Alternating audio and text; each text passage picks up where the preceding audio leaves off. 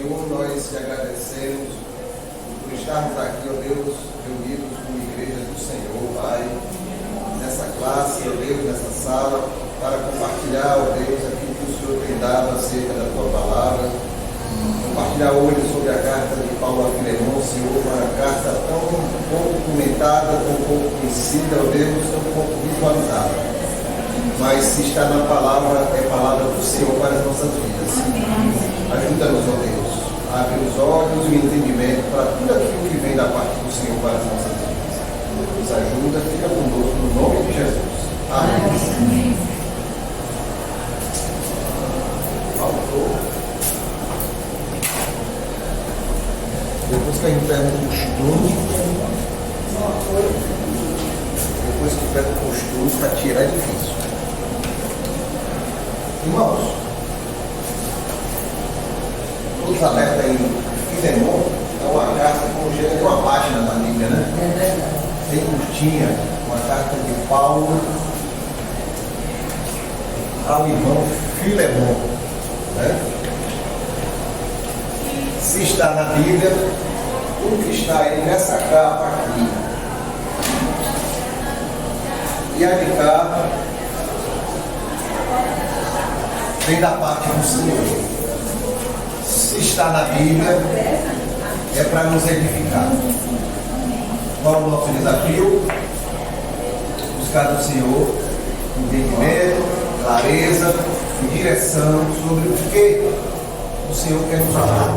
Até hoje, a carta foi escrita praticamente 2000 anos atrás, dentro de um contexto, dentro de um momento específico, dentro de uma história específica, envolvendo pessoas diferentes.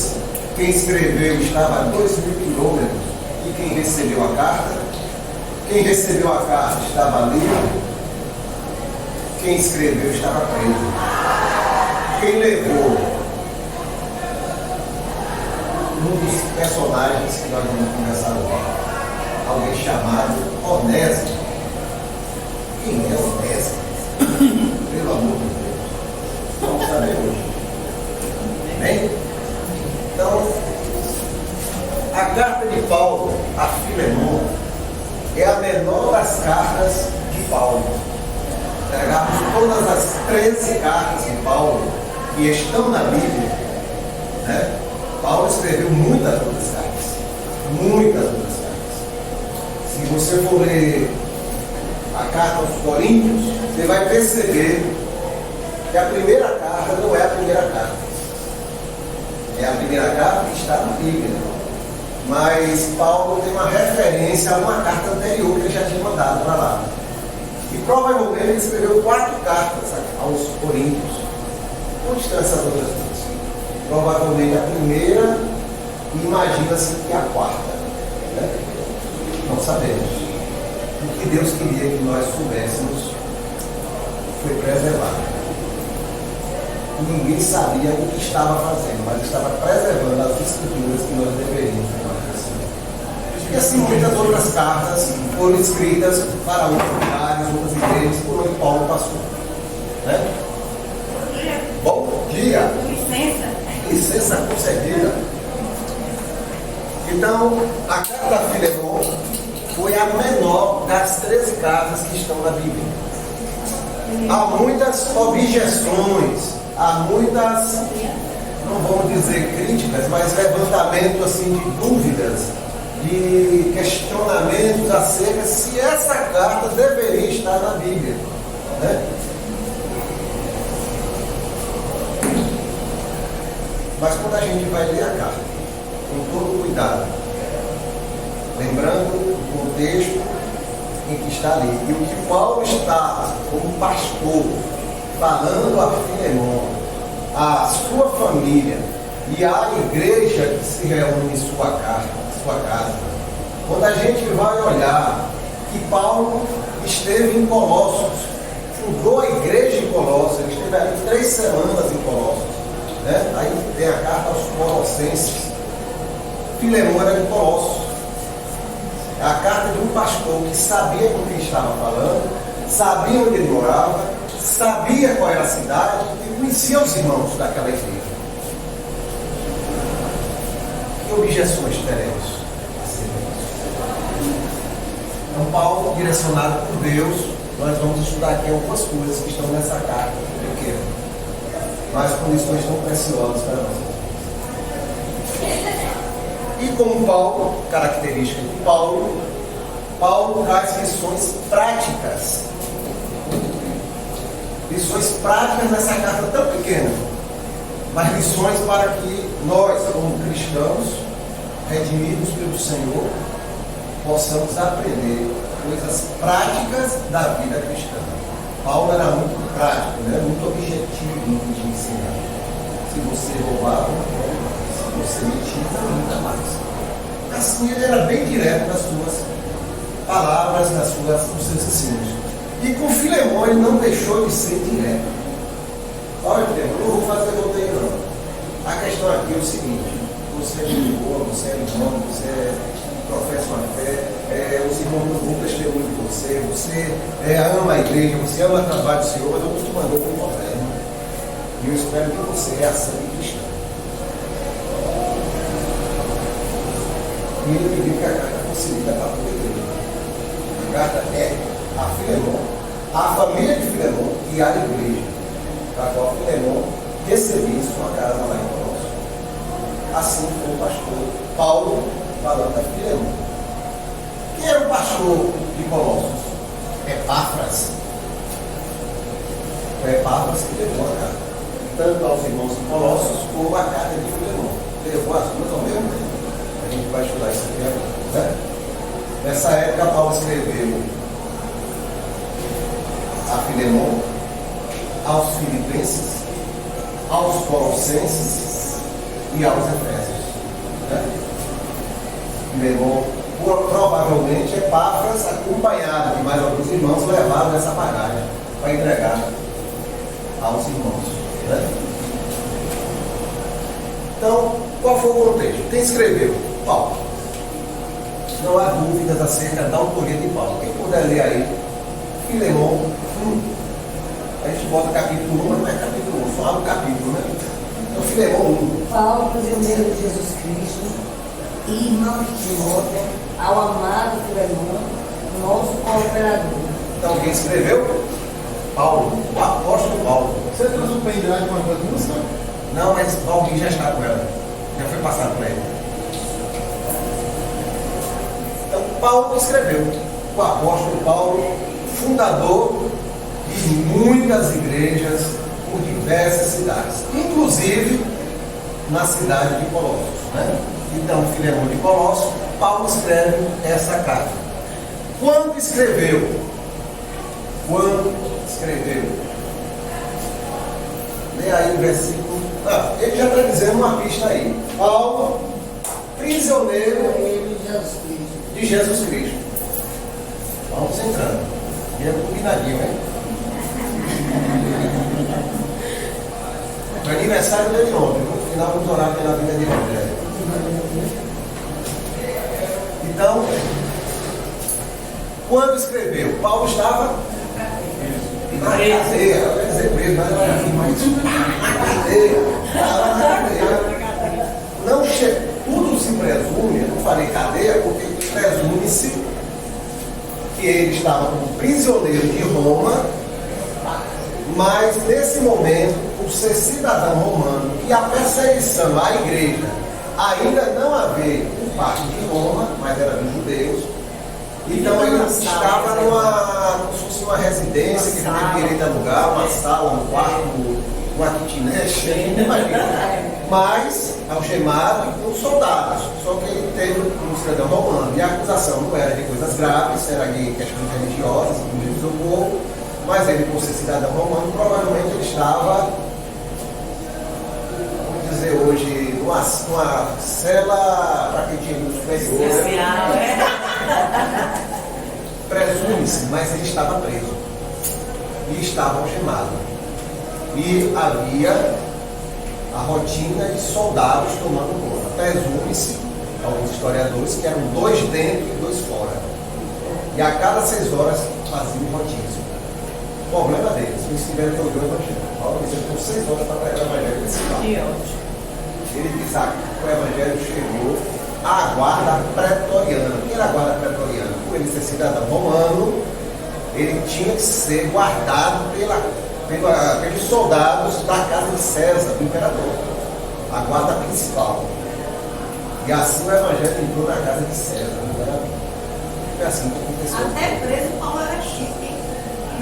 Ele diz, eu estou preso, mas o Espírito Santo não. E Deus me trouxe aqui para alguma coisa, então eu vou frutificar, vou florescer a mão do Chile. E assim vai, vamos prosseguindo. Onde? Em Roma. A gente vai ler Atos 28, Atos, no final de Atos, a gente vai vendo que lá no final, Paulo está dizendo que está sendo levado para onde? Para Roma. Lucas escreve sobre isso. E Paulo chega a Roma, então ele ficou provavelmente 2 anos lá, nessa situação. E foi de lá que ele escreveu essas cartas, né? Local, prisão, cadeia, uma sala, uma kitnet, não sabemos. Preso ele está. Isso aí não temos dúvida. Prisão, por mais chique que seja, é uma prisão, né? É limitador de liberdade. Você não faz o que quer. Você está sujeito a que ele estava preso. Momento. Nesse momento que Paulo estava preso, nesses 2 anos, em que ele escreveu a carta a Filemon, como a gente falou, ele escreveu também a carta. Rapaz, está lotado. Olha bem. Bom dia, pai.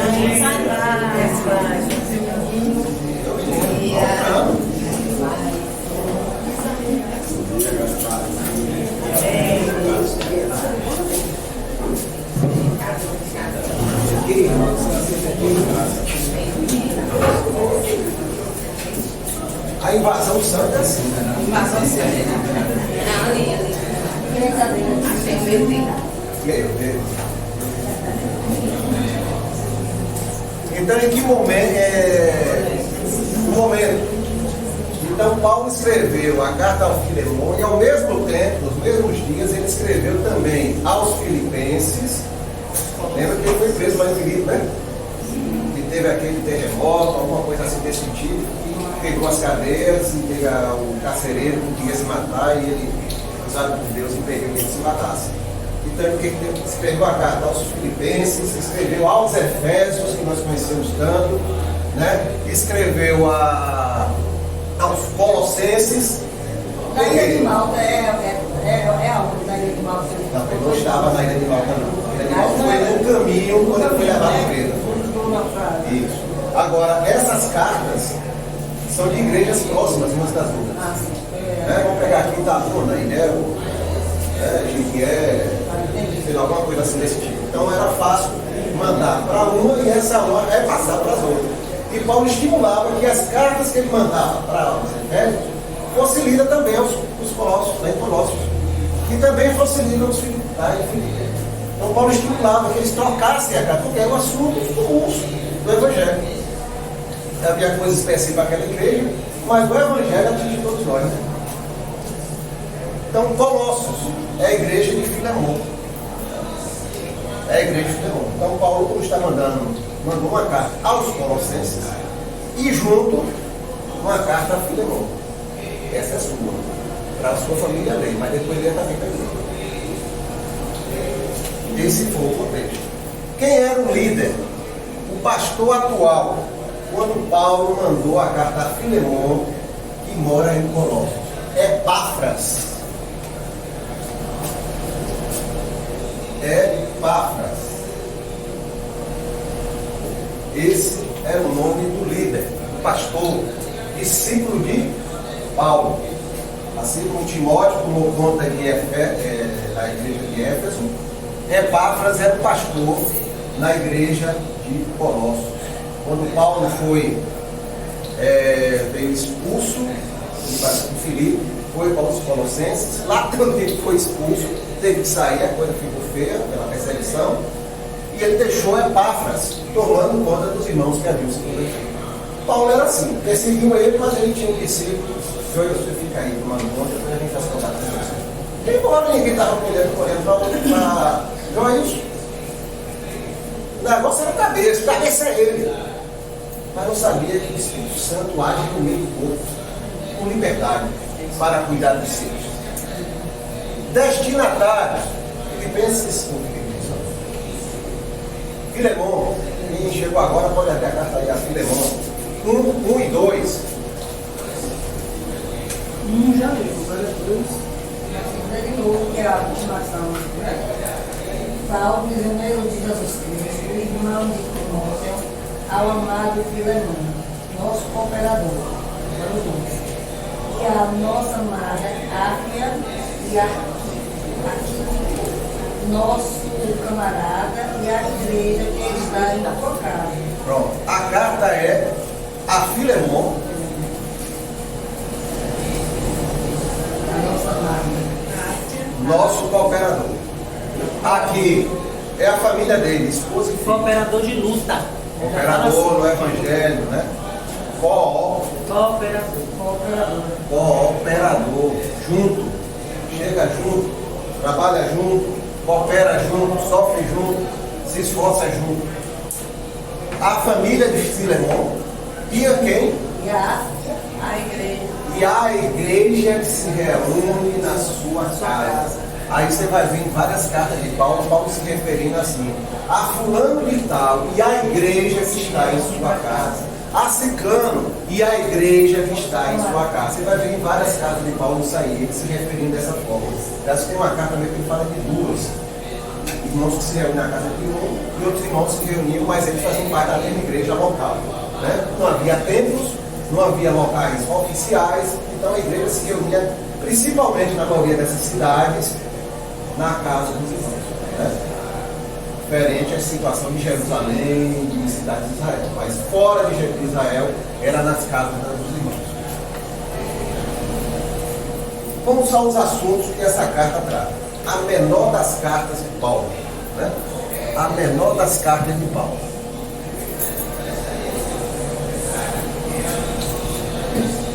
Primeiro, no versículo 1. Paulo está fazendo contato com Filemon. Aqui é o que?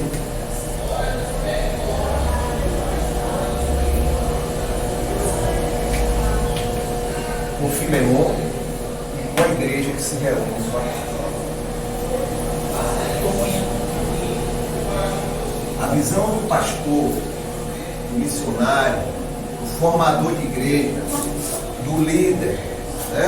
E assim a gente vai dando outras nomenclaturas parecidas.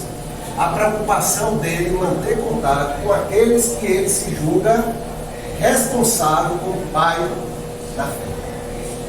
Por ter cooperado com a vida daqueles irmãos, com a vida daquela localidade por onde ele passou. Ele passou em Colossos 3 semanas. Então ele se sente responsável. Ele, humanamente, não. Mas aquilo que ele conhece de Deus, seu relacionamento com Deus, faz ele se sentir responsável pela formação das vidas às quais ele levou o Evangelho. Então ele sente necessidade, eu estou longe. Paulo estava onde? Preso a 2.000 quilômetros de Colossos. O que Paulo tinha direito, humanamente falando, era não estar se preocupando com o que está livre, porque está a 2.000 quilômetros. Ele está bem, graças a Deus. Eu tenho que vir aqui. Eu estou preso, eu estou limitado. Mas essa é a visão de quem recebe algo do Senhor e sabe que está vindo do Senhor. Eu estou preso, mas em outra carta ele diz, mas o Evangelho não está preso. Eu estou preso por esta causa, mas a causa não está presa. Ele fala aos Efésios. Então Paulo tem a consciência de que ele ali, preso a 2.000 quilômetros de Colossos, a 2.000 quilômetros ou mais de Éfeso, e de Filipos, e de Filemon, ele tem responsabilidade naquelas vidas. Independente do que está acontecendo com ele. Ele tem um compromisso antes de qualquer coisa. Essa é a visão da Evangelho. Essa é a visão que nós temos que ter. Tudo aqui é temporário. Tudo aqui é temporário. Estamos construindo algo para a eternidade. Primeiro nas nossas vidas, segundo nas vidas que a gente tem. Então, E ele escreve também à igreja. Foi uma carta aos irmãos de Colossos e foi uma carta para Filemão, com sua família e depois dele na igreja. Você veja. Então essa é do pastor, cuidando das vidas que estão sob sua responsabilidade. No versículo 4, vamos ler aí. Dou graças ao meu Deus, lembrando que sempre destina as minhas orações. Dou graças ao meu Deus, lembrando sempre de ti. Quando somos responsáveis por vidas, essa é a primeira das nossas obrigações, entre aspas, uma obrigação que flui naturalmente na nossa vida. Estarmos orando pelas vidas pelas quais nós somos responsáveis. Se eu me converti e Deus promoveu um crescimento na minha vida, as vidas que eu alcancei, ou que foram alcançadas através de mim, por mérito do ainda, é o Senhor agindo na vida da gente e através da gente. E eu sou responsável por aquilo. Ela vai caminhar, vai amadurecer. Um dia outra vida vai ser acrescida, a influência dela. Ela é a responsável. É assim que funciona o povo. Interligados, todos interligados, ninguém está solto. Essa foi a estratégia do Senhor. Ninguém está solto, todos estão vinculados um ao outro, para que o Espírito Santo, quando flui todo dia através de nós.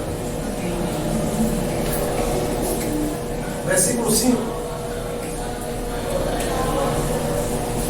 Pois ouço com frequência de sua fé no Senhor Jesus e de seu amor por todo o povo santo.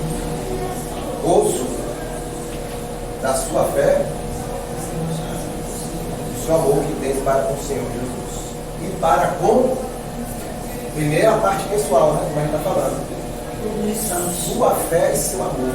Né? Para que tens para com o Senhor Jesus. Ou seja, um testemunho de um compromisso de Filemão com Jesus. Posso ler minha tradução? Pode.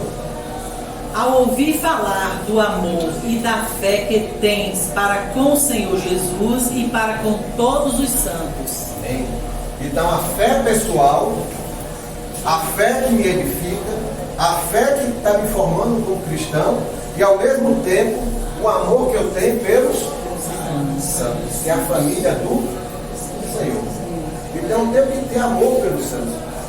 A fé não vem, se deposita em mim e ali para. Não. Essa fé tem que fluir e se transformar em amor pelos santos, que é a família do Senhor, que são nossos irmãos em Cristo. Amém? Então Paulo está destacando isso aqui para Filemão. Porque ao mesmo tempo que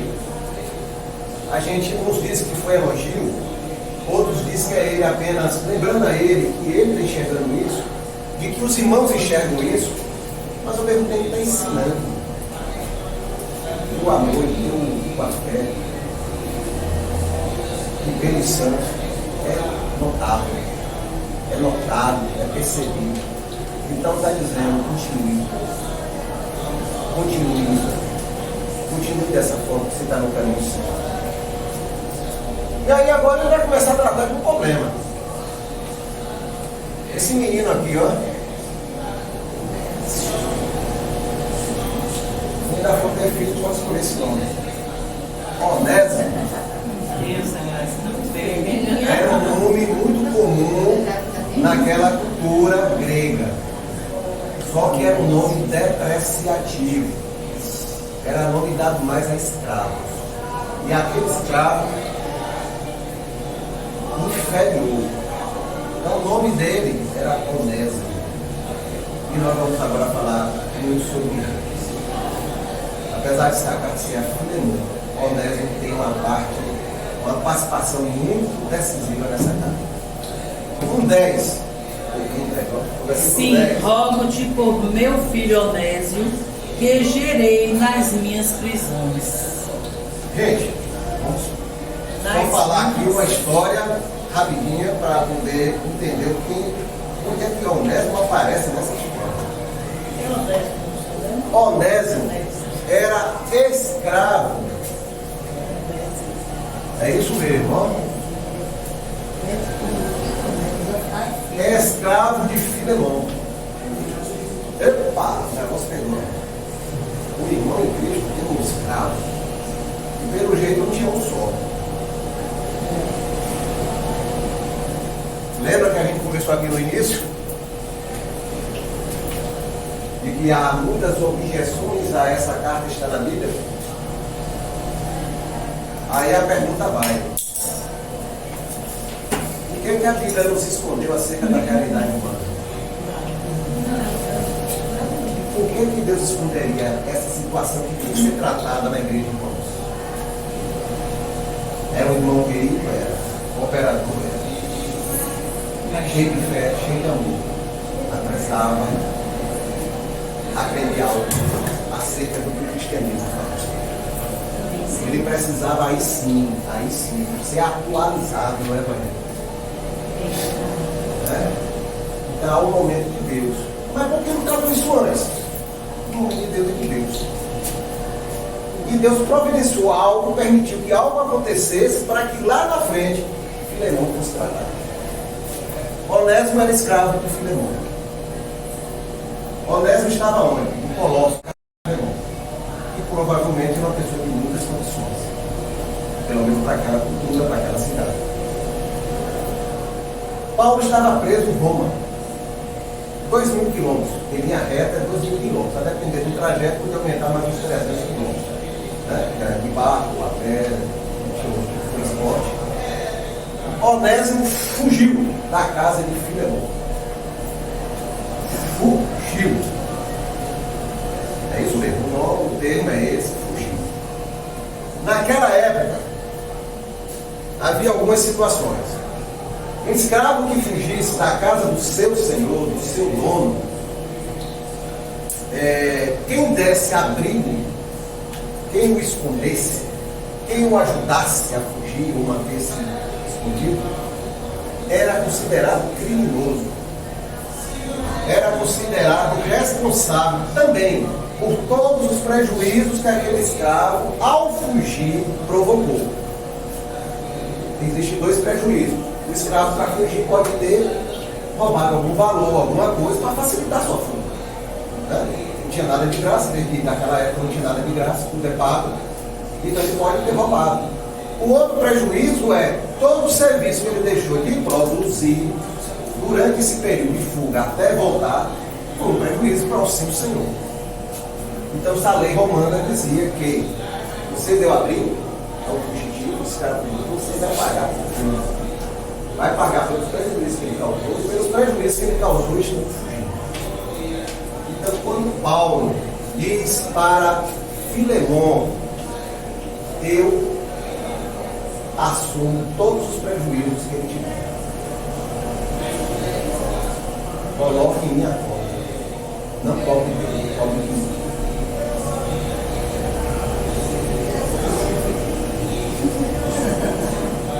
Você entendeu uma carta dessa? Você está contando. O negócio é bravo. O negócio é bravo.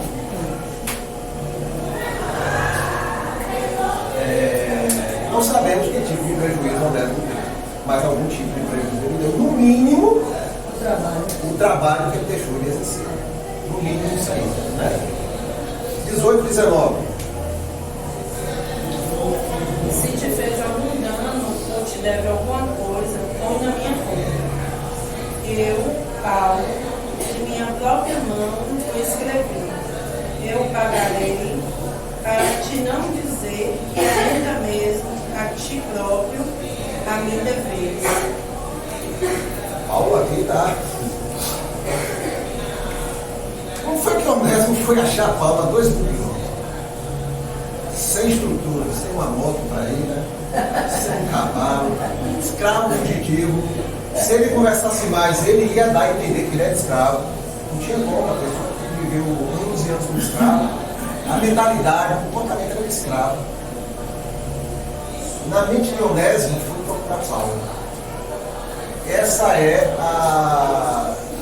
o questionamento que nos faz. Por que ele foi procurar Paulo tão longe? Ele conheceu Paulo.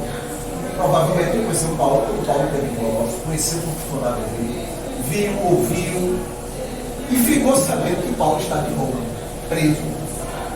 Mas na prisão que a gente conversou aqui, o tipo de prisão. E ele se determinou a ir a Roma. Foi e encontrou Paulo. E Paulo disse que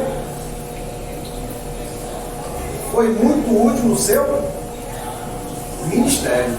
Imagine Paulo quando viu Onésimo. Você aqui. O que você veio fazer? Você foi liberto? Não. Você comprou sua libertação? Não. O que é que você fez? Para o que Paulo está falando, Paulo tomou conhecimento do teor da história. E agora? No primeiro momento, deu abrigo dentro daquele dia, com certeza pediu a irmãos que estavam em Roma para poder dar abrigo. E Onésimo serviu ao ministério de Paulo. E aqui a carta mostra que Onésimo, nessa chegada a Roma, estando com Paulo e com os irmãos que davam assessoria a Paulo, que davam ajuda a Paulo, Onésimo se converteu. E Paulo apresenta ele não mais como escravo de Filemão, mas como irmão. Vamos lá, vamos aqui. 10 a 16. Quem pode ler aí? Peço-te em favor do meu filho, Onésimo. Meu filho, Onésimo, ó, filho na fé. Que gerei em minhas prisões, o qual em outro tempo foi-te inútil, mas agora a ti e a mim é-nos muito útil, o qual torno a enviar-te. Tu recebe-o como se fosse meu próprio coração. Eu queria conservá-lo a meu lado, para que em teu lugar me servisse em minhas prisões pelo Evangelho. Mas nada quis fazer sem teu consentimento, para que tua boa ação não fosse por obrigação, mas por livre vontade. Porque talvez para isso se afastou de ti por algum tempo, para que o recebesses para sempre. Não como escravo, antes, mais do que escravo, como um irmão amado, particularmente de mim. Porém, quanto mais para ti, tanto na carne como no Senhor. E podemos conversar sobre isso aqui?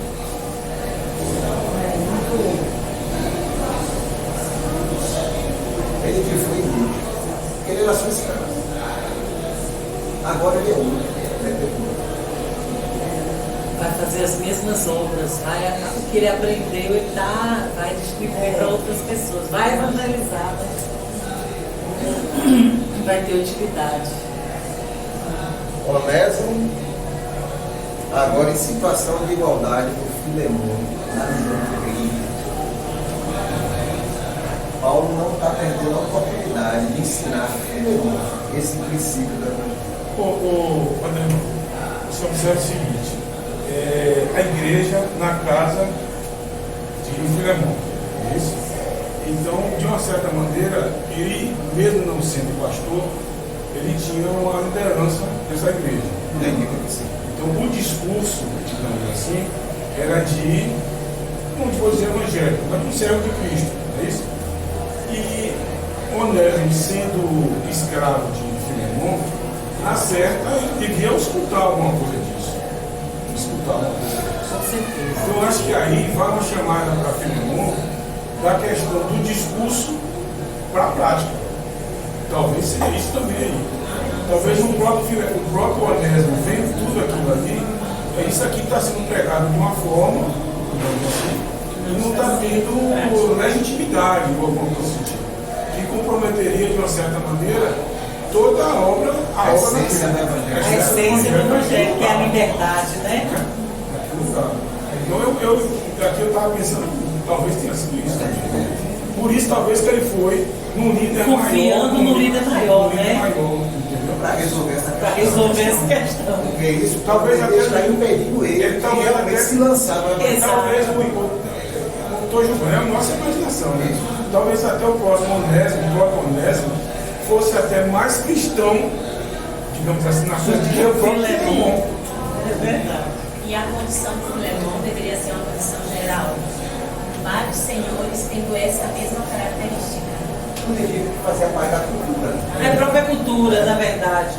E aí, essa ida dele lá abriu os olhos até do próprio Filemon. Paulo, como pastor, como aquele que discipulou, estava ali já dando uma O chamada. governo do Senhor agir em qualquer assunto chega. É verdade. Chega. Porque eu imagino Não assim, tem que como para a pegar. palavra do Senhor ser pregada, não precisa que os servos, se consertem primeiro, para depois servir a Deus. Eu acho que isso aí é um processo que Deus vai infiltrando aquilo no Espírito Santo, né? E depois as pessoas vão se consertando naquilo no momento exato que é necessário que Deus, né? Uma vez eu acompanhei um irmão, ele não está mais aqui, parece que está em Vitória, no Espírito Santo. E eu acompanhei a vida dele por muito tempo. Ele cresceu, ele amadureceu, pregava o evangelho, se tornou muito responsável, abandonou vícios terríveis na vida dele.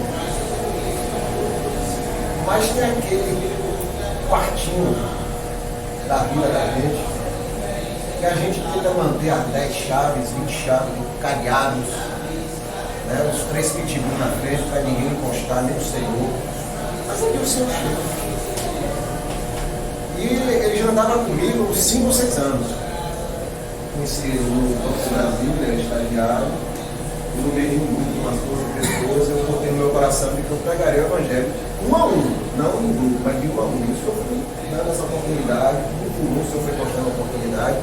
E por ele, foi a coisa que eu menos esperava. Um cara solteiro, cheio de vício, se converteu com a palavra da família, que era a família do Senhor, que era o papel do homem, o papel da mulher, o papel dos filhos, a missa da família do Senhor. Se converteu com isso, eu nunca imaginei, mas coisa do Senhor. Pronto, fomos caminhando 5 anos. Um dia ele estava lá em minha casa, a gente conversando, tomando café. E aí no meio das conversas ele soltou uma coisinha aqui. No meio das conversas, um pontinho assim. E a gente, quando aquele dia que o Senhor quer que você puxe o ponto do roteiro, né? Vai acontecer. E aí ele falou, ele estava empolgado. Porque assim, que isso? Aí ele terminou de falar. Agora, irmão, que isso? Aí ficou amarelo, branco, todo jeito. E aí, puxando a conversa, depois de 5 anos eu descobri que ele tinha um filho. Não era casado, não tinha sido solteiro. E a última vez que ele tinha tido um filho, já tinha quase 10 anos. Eles até hoje me tratei como solteiro, jovem. Hoje eu tenho que tratar também com o pai. Eu não posso deixar de tratar você segundo o Evangelho. Você é um homem e é pai. Ah, mas eu não quero casar com ela. Ninguém faz isso. Se você não casar com ela, o Evangelho não vai obrigar a casar com ela. Mas ele vai ser sempre teu filho. E o que você tem feito? Irmão, resumindo a conversa. Ele apareceu em casa mais uma vez depois dessa relação. Nunca mais. Então um dia, o Evangelho vai chegar naquele quartinho escuro, trancado da nossa vida. E o que nós vamos fazer com esse assunto? Foi a situação de Filemon. Um dia o Evangelho chegou, ó Filemon, você disse, o Evangelho Onésimo, no reino de Deus, ele é igual a você. Ele é teu irmão. É isso que Paulo está dizendo. Ó, se dentro de você há um questionamento acerca dos prejuízos, eu tenho meu filho na fé assim. Não pode haver diferença. Então, Paulo faz esse apelo a Filemon, para que ele permita que o Evangelho entre em sua vida. e resolva as questões que estão lá dentro, que até aqui não consigo tratar.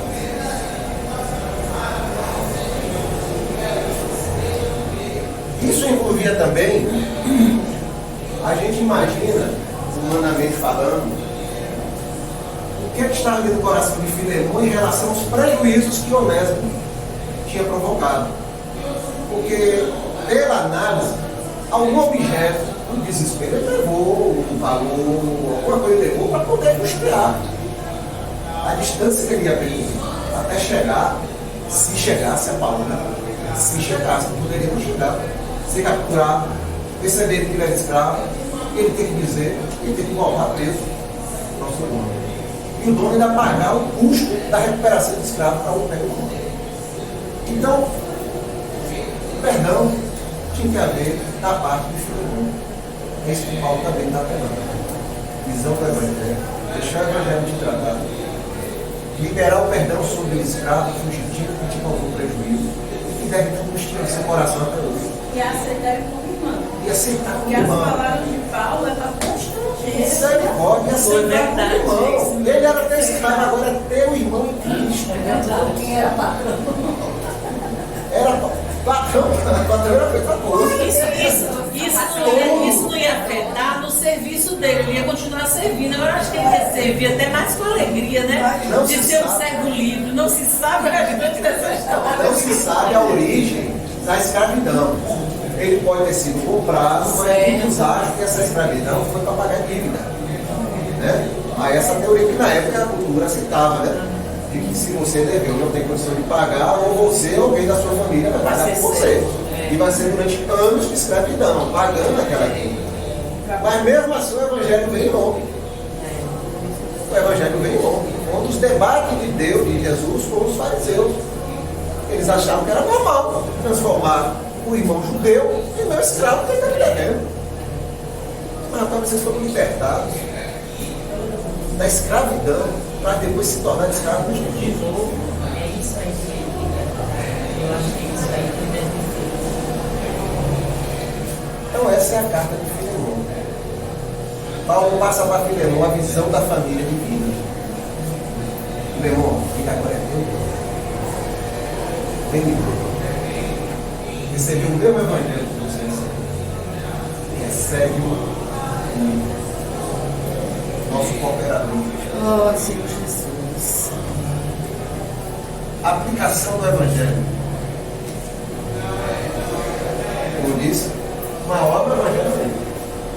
Entra em várias áreas da nossa vida, mas vai entrar. Se eu realmente estou submisso ao evangelho, ele vai entrar e vai se espalhar na minha vida. Não tem jeito. Todo mundo sabe aqui. Quem já se debateu, vai se debater com assuntos da sua vida. Você não gostaria de tratar. Vamos ser sinceros. Que assunto da nossa vida eu não gostaria de tratar. Ainda mais tratado do ponto de vista do Senhor. Meu Deus, mas Senhor, então deixa eu ver o que eu faço. Misericórdia de minha vida. Mas eu tenho, mas você tem que fazer. E dói, né? E dói. E a gente arranca os cabelos, se perneira, foge. Porque a gente quer fugir da vontade do Senhor. Jonas foi tido como um profeta fujão, medroso. Fujão, medroso, rapaz, só não queria fazer a vontade de Deus. Ele não estava com medo de nada. O medo dele era Deus só perdoar aquela turma. Mas eles são escarniceiros, eles são violentos, não sei o quê. Ah, não, eu sei que o Senhor é Deus de misericórdia, vai ter misericórdia dele, eu não vou falar, não. Ele fugiu. Assim o Evangelho ele vai tratar a gente, as nossas questões. Paulo aqui está como mediador entre Filemão e Onésimo. Muitas vezes nós temos que ser mediadores no corpo de Cristo.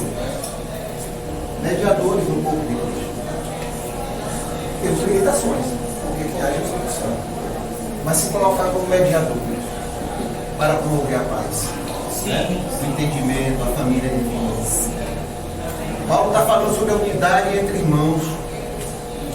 Filemão, Onésimo é teu irmão, não é mais teu escravo. É nosso irmão, faz parte da nossa família.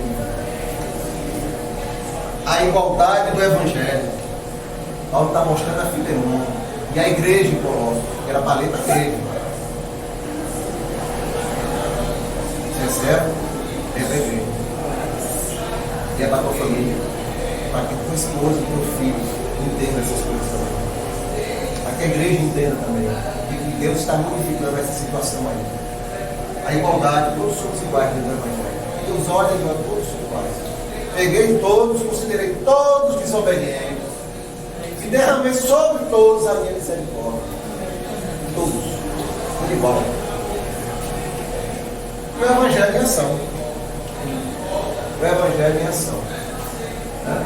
O Evangelho não está parado. Nunca está parado. O Evangelho não para em mim. Se Filemon dissesse, não vou receber, bem, mas o Evangelho continua.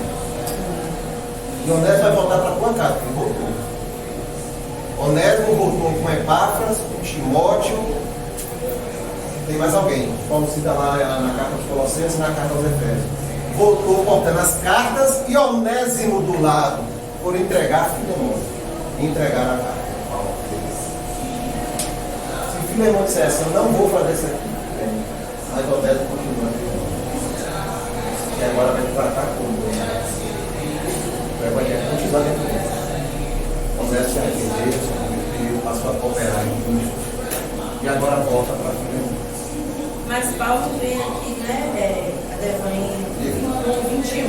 Escrevi-te confiando na tua obediência, sabendo que ainda farás mais do que eu. Então, se Filemon pensasse em não fazer, quando chegasse aqui, não continuaria jamais continuaria. Um pastor, um líder que conhece seu liderado, mesmo à distância, né? Ele não era do dia a dia dele, mas conhecia. Mas ele está mostrando que tu conheces, pela tua obediência, pelo teu amor aos irmãos, pela tua boa palavra, pela tua fé. Né? Ainda fará mais. Estou confiando nisso.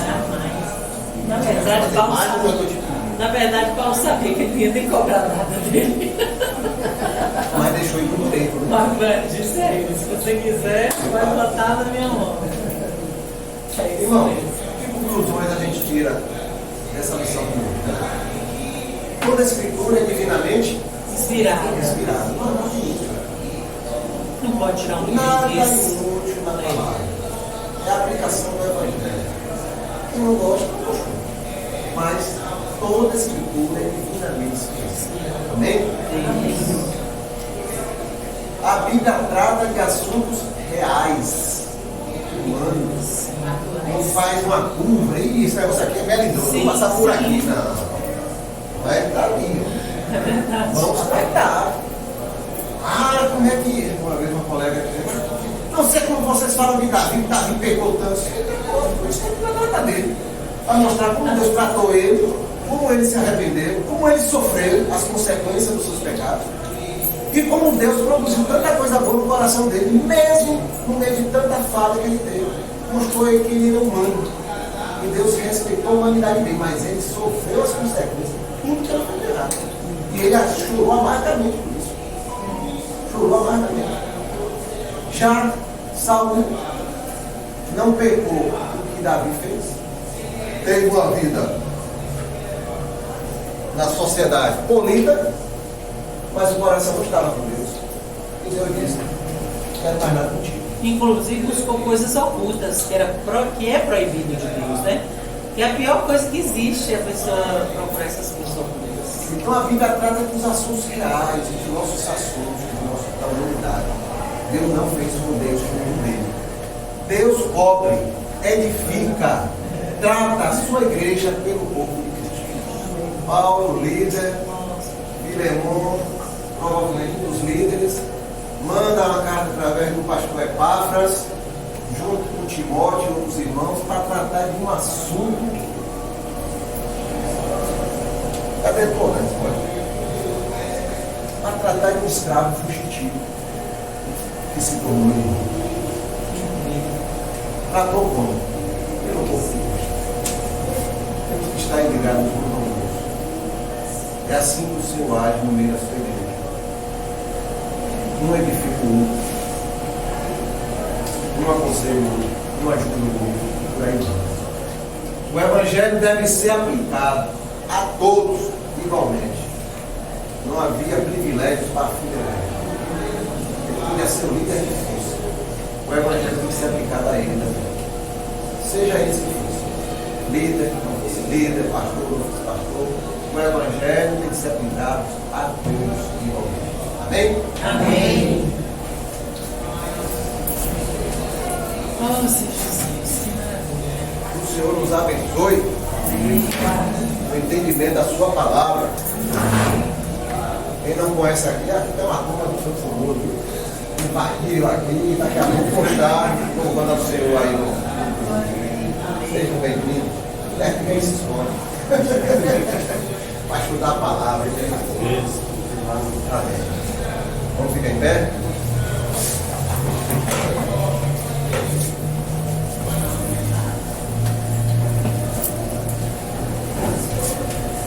Eu vou pedir a irmã Edna. Você respeita o parabéns para... Sim, Milena. Ele foi o aniversário. Canta parabéns. Lembrar você que você falou. É, Maria. Boa operação aí. É, glória a Deus. Vamos cantar. Como é que é? Parabéns para você. Como é que canta parabéns? Vai falando aí.